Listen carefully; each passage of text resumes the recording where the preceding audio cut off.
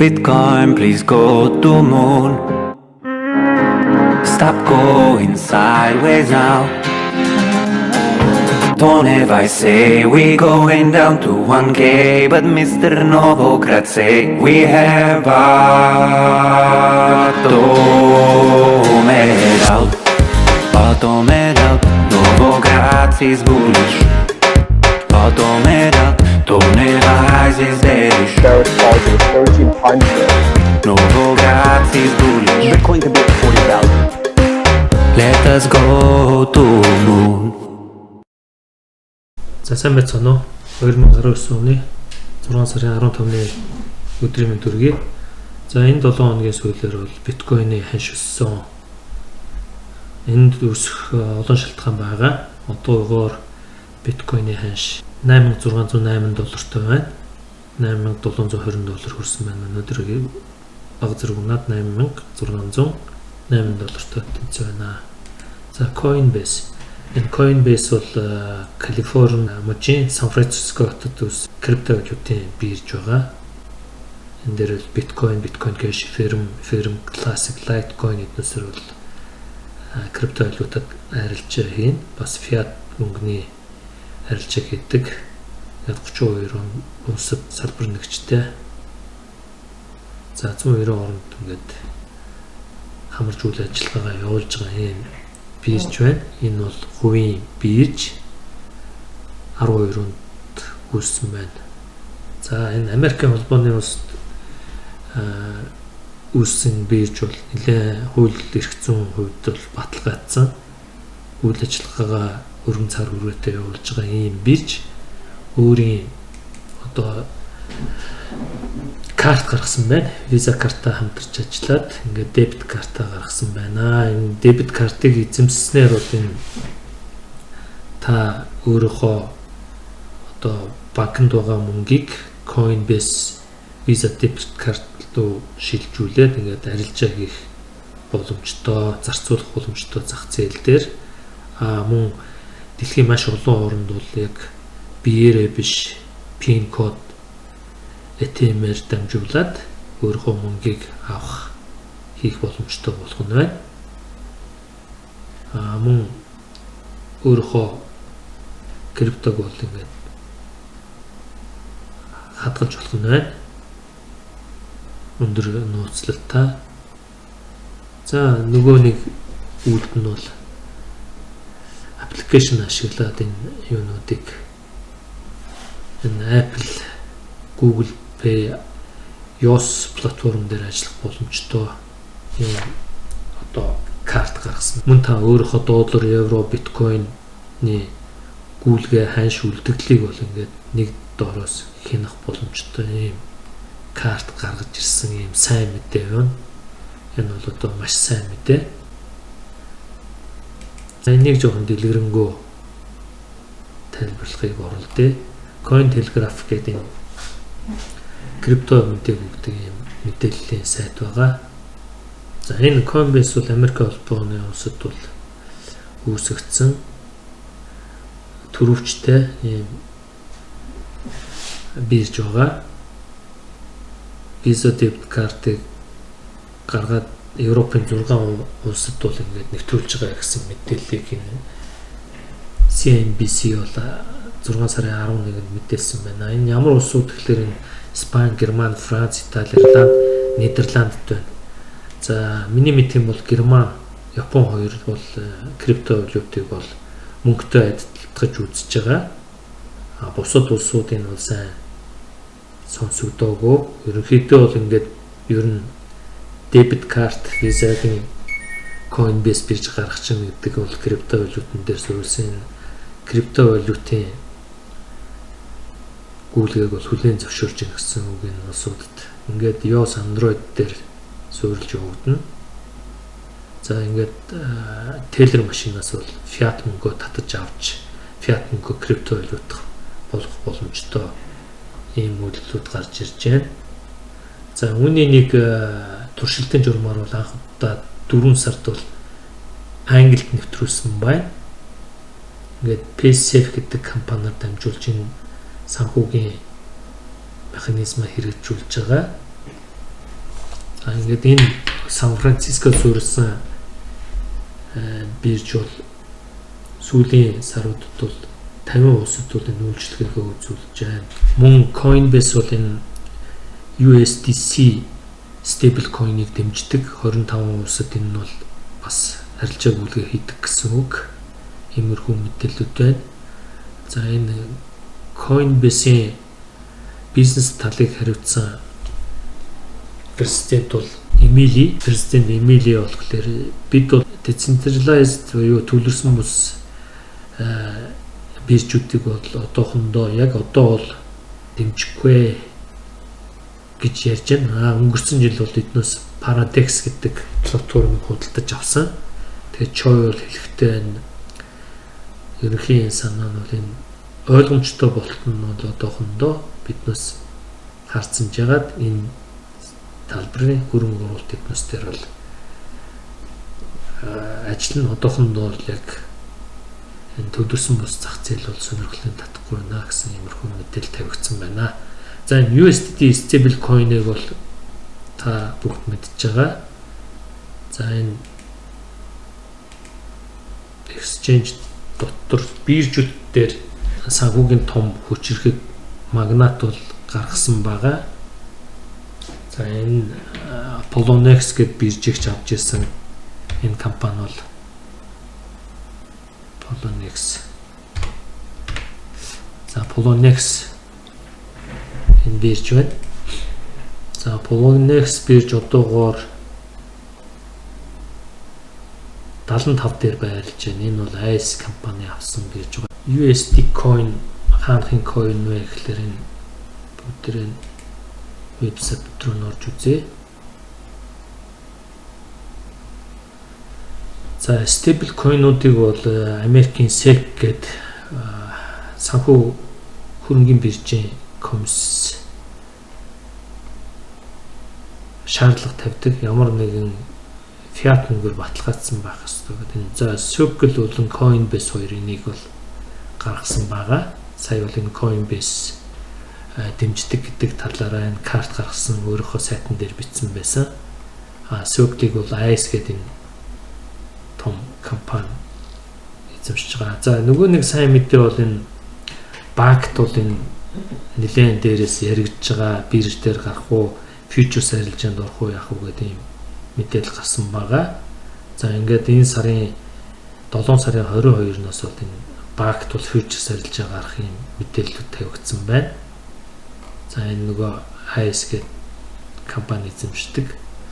За яг одоогийн байдлаар CME бирж болон BOY бирж дээр бол хоёулаа Америкийн бирж futures арилжаа хийгддэг боловч энэ Bakkt-ийн гаргаж байгаа биткойн futures-с юугаараа ялгаатай вэ гэхээр SME бирж дээр бол энэ тооцооны буюу яг бит бусаараа арилжаа хийдэг юм хөлбөртэй байдаг бол Bakkt дээр бол яг бит биткойныг бол арилжаална. Тэгвэл зөвхөн худалдаал нь зарахгүй гэсэн үг. Тэгэхээр энэ биткойны ханшинд бол Bakkt-аас гаргаж байгаа биткойн futures арилжаа бол ханш унахад нөлөөлөхгүй иймэрхүү байдалтай байгаа. Яагаад энэ одоо зөвхөн хоёр бирж ялгаатай вэ гэхээр ханш унахгүй цаанаас нь бол бас нэг өөр зорилттойгоор энэ SEC бол Bakkt биржийг дэмжиж гаргах гэж байна гэсэн бидний таамаг байна.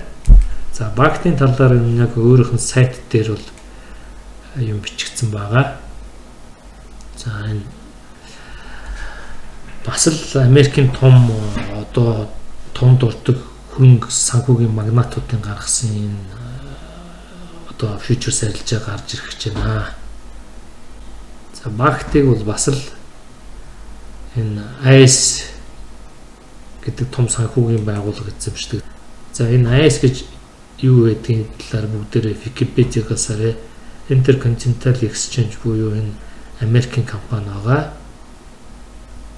Санхүү болон commodity буюу энэ түүш нефть одоо бараа товарын арилжааг зохицуулдаг юм санхүүгийн магнат байгаа. Энэ 12-ийн салбар арилжааны талбарыг хариуцсан юм юу вэ?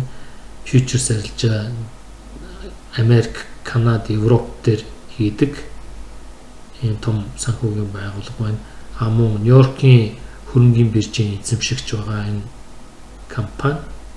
За энэ олон нийтийн тийм ээ Dow Jones индексийг хариуцдаг Нью-Йоркийн хөрөнгөний биржийг бол энэ компани бол эзэмшдэг байх нь байна. За нөгөө нэг зүйл нь биднээс энэ ханшин дээр одоо 17 оноос хойш уналттай байжгаад энэ крипто үүл ирсэн гэж ярьж байгаа. Энэ бол 18 оны 11 сараас 6000-аас доошоо ингээд ханш унаад 3000 дээр ерөнхийдөө флет буюу энэ лимитний байдалтай орж байгаа 4 сарын 2-ноос хойш бол ингээд ханш өсөөд ингээд дэше явцсан байгаа. Энэ үед бол институционал хөрөнгө оруулагчид бол маш их хэмжээгээр хуримтлал үүсгэсэн гэж үзэж байна биткойны. За энэ дээр бүгдээр харъя. Институционал хөрөнгө оруулагчид бол энэ дээр хөрөнгө үүсгэсэн байж байгаа. За ингээд 4 сарын 2-ын хүртэл институционал хөрөнгө оруулагч нар бол нэлээд бага ханшин дээр биткойныг цуглуулсан гэж бид үзэж байгаа. 4 сарын 2-наас огцом өсөөд ингээд өнөөдрийн байдлаар 8700 дээр ирсэн байна. За сүүлийн үед бол энэ 6 сарын 4-нд бол ингээд ханш унснаас хойш нэг 10 тоног ингээд одоо үний нэг юм коридорт явж байгаад өчигдрөөс бол ингээд огцом өсчлээ. Энд бол бас энэ өмнө дурдсан мэдээллүүдээс гадна өчигдөр гарсан сайн мэдээллүүд нөлөөлөд энэ ханш өсөж байна гэж бид үзэж байна. Энэ талаар биднээс дараа нь цаашаа ярина. Явандаа бол мэдээж ингээд энэ биткойны ханш байнга өсөлттэй байхгүй. Ханш бол уннаа. За энийг нэг цагийн хязгаартай харъя. За ингээд өчигдрөөс хойш ингээд бол одоо өсөлтөнд орсон. За зарим хүмүүс бол энэ зах зээлийг бол энэ дахиад унан дээшлэн гэдэг ингээд янз бүрээр анализ хийж ярьж байгаа бол сая нэг 4-өөс 6 сарын 4-өөс за энэ хооронд ингээд 4-өөс энэ өчигдөр хүртэл бол энэ тодорхой хэмжээнд бол огцом өсөлтгүй байж байгаад ингээд өссөн. Энэ мэдээллүүд бол бас ард дурдах мэдээллүүд бол нөлөөлсөн гэж үзэж байгаа. Та бүгд сонирхоорой. За нөгөө нэг бас энэ биткойн крипто валют дээр ажилладаг хүмүүсийн ажиглах ёстой зүйл бол энэ SME биржийн фьючерс арилжааны ханшны тасралт байгаа.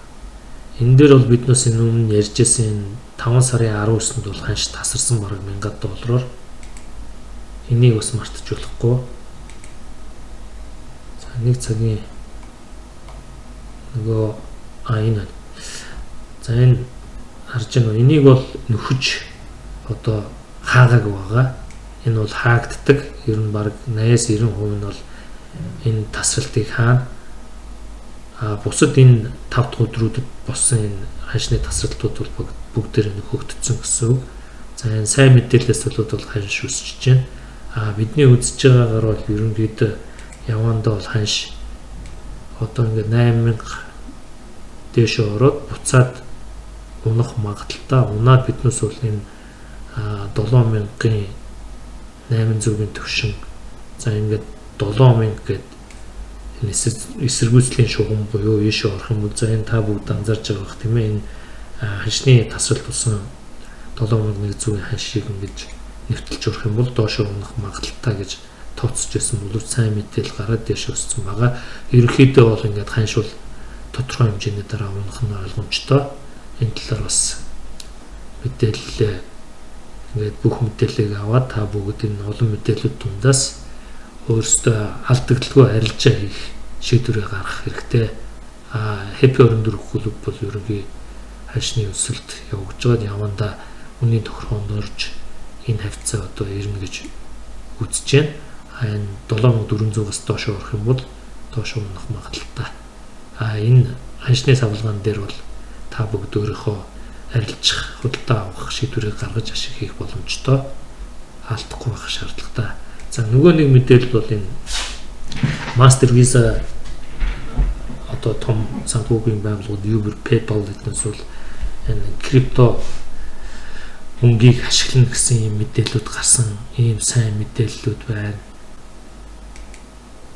За нөгөө нэг нь бол энэ CNN-ийн дээр бол энэ бас крипто валютын энэ гайгүй сайн мэдээлэлүүд тавигдсан байгаа. JP Morgan-ыг бол JP Morgan-ы энэ одоо захидлыг та бүгд таньж байгаа бах. Биткойныг бол 2-3 жилийн өмнө муулж ярьж байсан хүн байдаг. Одоо бол яг цаагаараа бол энэ өөртөө холбоотой янз бүрийн сангууд бол нэлээд олон тэр крипто өвлийн үед бол хямдхан үнэтэй 3,000-4,000-ийн хооронд бол биткойн цуглуулсан гэж үзэж байгаа биднээс.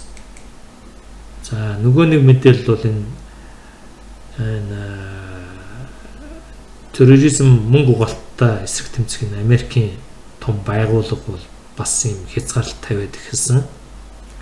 Нэгсэндээ энэ Coinbase бол Fidelity зэрэг юм санхүүгийн хөрөнгө оруулалтын компаниудад хамтарч ажиллаж байгаа харилцагчдын мөнгө гүйлгээний дүн 1000 еврогийн дотор юм крипто валютын харилцаа хийвэл заавал мэдэгдэж бүртгүүлэх ёстой гэсэн иймэрхүү мэдээлэл гарсан байгаа. Энэ FATF бол энэ G7 гэдэг том долоогоос гаргасан юм хяналтын байгууллага гэж ойлгож болно. За энэ 200 улсад бол энэ өөрийнхөө заавар зөвлөгөөг үзүүлдэг, шаарддаг юм Америкийн нэгдсэн улс ч гэсэн хамрагддаг юм байгууллага байгаа. За эндээс ингээд харахад бол ерөнхий крипто зах зээлийн маш их гайгүй эерэг сайн мэдээлэлүүд гарч байна. Том санхүүгийн байгууллагууд бол энд хамрагдаж оролцож байна гэж үзэх хэрэгтэй.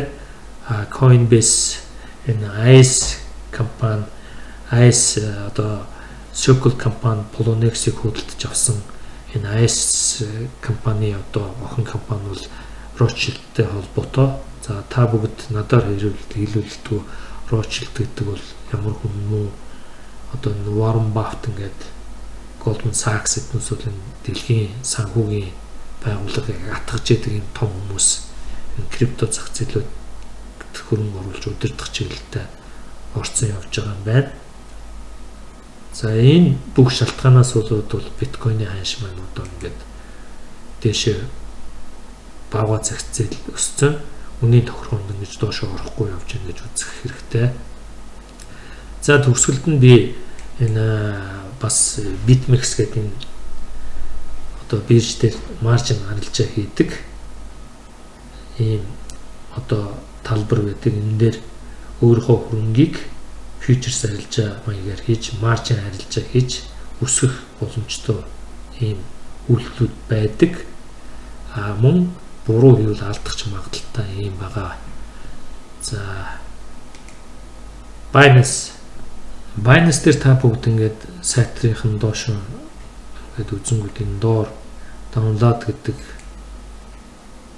товчийг дараад өөрийнхөө компьютер дээр ингээд энэ Windows хувилбарыг суулгачвал маш их хялбар, амар надад санагдсан.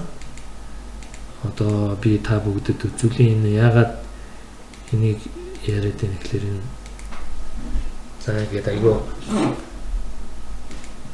хялбараар өөрийнхөө энэ хөрөнгийг ингээд удирдах гүйлгээ арилж байгаа хийх боломжтой хэвтэх юм шинэ одоо суурин компьютер ч юм уу лаптоп зэрэгсэн зүйлүүд байгаа. За энэ бол яг л нөгөө trading view дээр ижлэхэн юм хувилбараар хийгдсэн юм хэвтэйхэн зүйл байна. Энийг бас та нар суулгаад ашиглаарай. За нөгөө нэг зүйл нь болохоор Binance өөрийнхөө шинэ хувилбарыг гаргасан. За ингээд бүгдээр ороо энэ их бас хэвтэйхэн санагдсан. Тэгээд зэрэг шинэ хувилбар гаргаж илээ энэ сайтынхаа бас л бүх байдаг зүйл байгаа. Энэ дээр нэг авууштай зүйл нь болохоор энэ маржин арилжааны одоо товчлуур гарч ирсэн байлаа. Одоохондоо бол энэ за энэ дээр энэ байж тэ маржин арилжаа гэдэг энэ би түрүүн та нарт үзүүлсэн BitMEX-тэй ижилхэн ингээд одоо ингээд BitMEX-тэй ижилхэн энэ одоо санхүүгийн маржин хөшөөрийг хэрэглэж арилжаа их юм боломжтой болсон байна. За ингээд та бүгд энэ бүх мэдээллийг аваад өөрсдийнхөө крипто арилжаанд ашигтай ажиллах хөлбрээ сонгороо. Өнөөдөртөө иймэрхүү мэдээлэл өглөө. За энэ банкны талаар тавьсан мэдээллүүд байна. Криптод оролцож томоохон юу гэдэг энэний хаягуудыг би энэ бичлэгийн доор авсаргах болно. Та бүгд манай бичлэг таалагдсан бол subscribe дараад хонхоо дараарай. За баяр та. Анхаарал тавьсанд баярлалаа.